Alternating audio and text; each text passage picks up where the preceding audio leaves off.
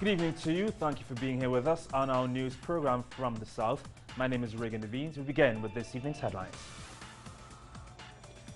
It's hard to predict the outcome of Sunday's parliamentary elections in Venezuela, but everything is set and ready for voting. The impeachment process of Brazil's President Dilma Rousseff will not be that easy. We'll tell you why. And authorities in the United States have begun investigating the California shooting as an act of terrorism. These stories and more right now.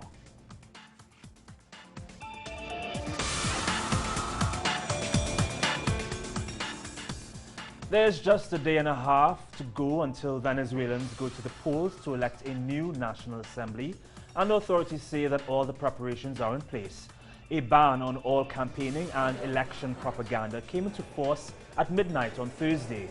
These elections will decide an important part of Venezuela's political landscape for the coming years. The head of the Electoral Council urged people to get out and vote early. We can say that at the moment, 96.63% of the polling stations are fully installed across the country. The state with the lowest percentage installed, and it's still a very good number at this stage, is Delta Amacuro with just on 75%, and that is because of its very remote geography, which always makes it more difficult.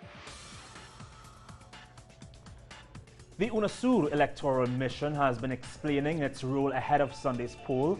They also met the former leaders of Spain and Panama, José Luis Zapatero and Martín Torrijos, who were invited by the Electoral Council, the National Electoral Council, to accompany the elections.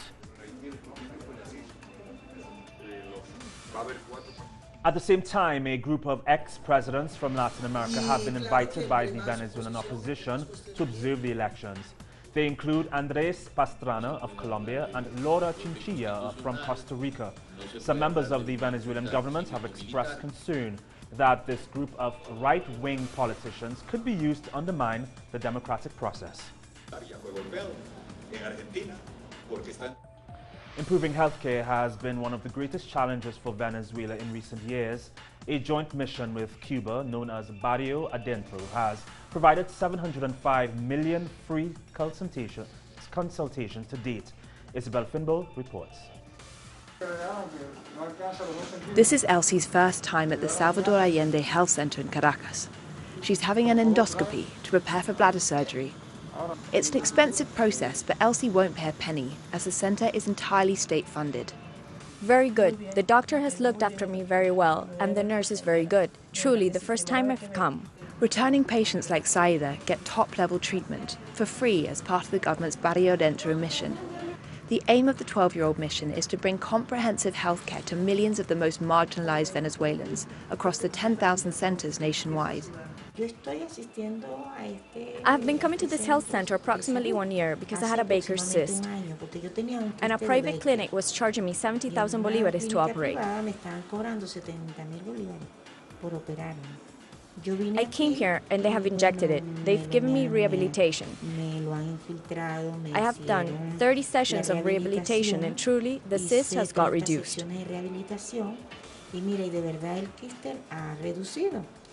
A wide range of procedures are available, from microbiology and blood testing to occupational therapy and optometry.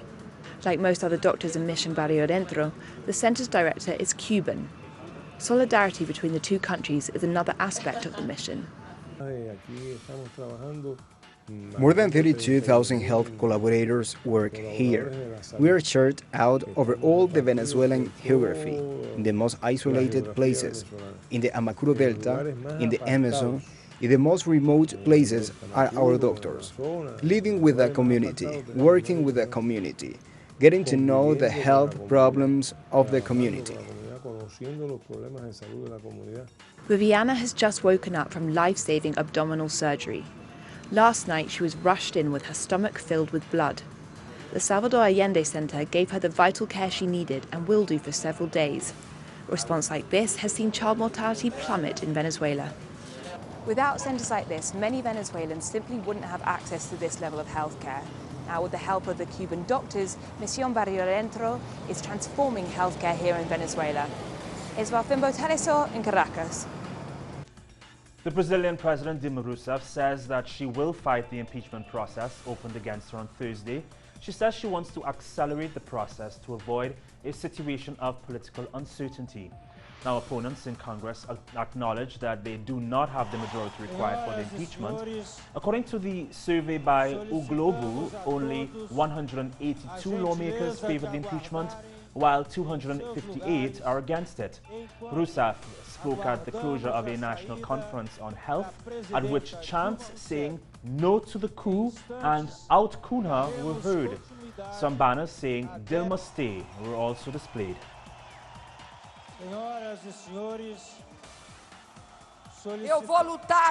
We are together in this battle. That will require a lot of dialogue and work. Until 2018, my government and I will be tireless in the task of building quality healthcare services to take care of Brazilians.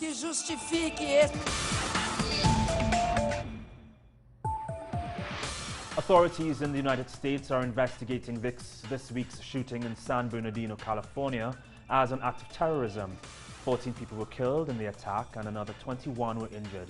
Police say a considerable degree of planning went into this, as weapons and bomb equipment were found on the scene, owned by the couple Syed Rizwan Farouk and his wife Tashfeen Malik. It's been discovered that Malik had pledged allegiance to the leader of Daesh on Facebook. Her husband Farouk had made 2 trips to Saudi Arabia since 2013 and had been in contact with persons of interest, according to officials. UN General Secretary Ban Ki-moon has weighed in on the COP21 climate change summit in Paris, which he says is heading in the right direction to reduce global greenhouse emissions. He said, however, that there was still a long way to go to hit the targets. In the negotiating room, there is still a lot of work to do. Key issues remain unresolved, and there is not much time left. I continue to press the developed countries to recognize their responsibility to take the lead, while urging developing countries to do more in line with their growing capabilities.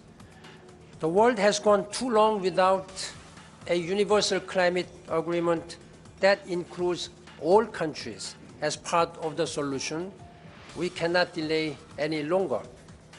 There is no perfect agreement, but our goal is clear: an agreement that truly addresses climate change and puts the world on track for long-term prosperity, stability, and peace. That is what the days ahead in Paris can and must deliver.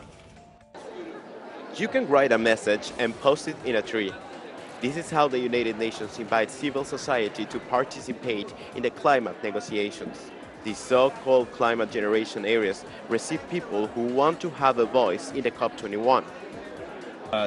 Delegations from previous years that had 5-10 people coming in, now have only got half a person coming in for half the time, or 1 or 2 people, and so it's been really clamped down, and they've been stopping civil society and people who really care about this planet from coming in. The UN Framework Convention on Climate Change says this is the conference with more participation of civil society, with more than 20,000 people accredited as observers. However, attendees say this is not enough. Civil society, we're very much concerned about the fact that there are lots of spin-offs, lots of informals, lots of meetings happening at the same time, talking about different issues. It's very confusing to keep track of this. It's also, civil society has been locked out, in fact, of many of these meetings, so it's also even impossible to actually know what's happening. What are countries that are supposed to represent us, that have been democratically elected, we don't know what they're saying, we don't know what they're asking for, so we can't keep track, and we can't ensure that they are keeping our best interests. So this space has never and will never deliver climate justice for people. The real solutions are going to come from people. That are living the struggles of poverty and climate change. Meanwhile, the ban on protests imposed by French authorities has also limited the actions of activists that were expected to play a leading role in the summit. But environmentalist activists find their way to bring their message to the COP21. The atmosphere at this hall dedicated to civil society is totally different than the one at the COP21, where all negotiations have been held behind closed doors.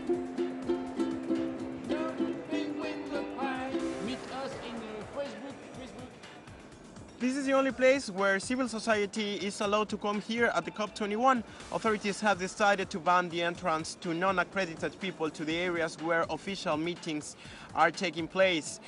People have criticized this measure since they say they are not allowed to talk with their representatives and tell them what they expect from these climate talks.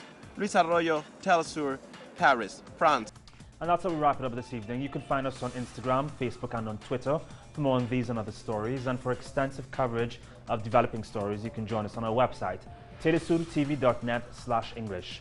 From our news teams in Quito, Ecuador and right here in Caracas, Venezuela, my name is Regan Devines. Have a great night and a safe weekend. Bye.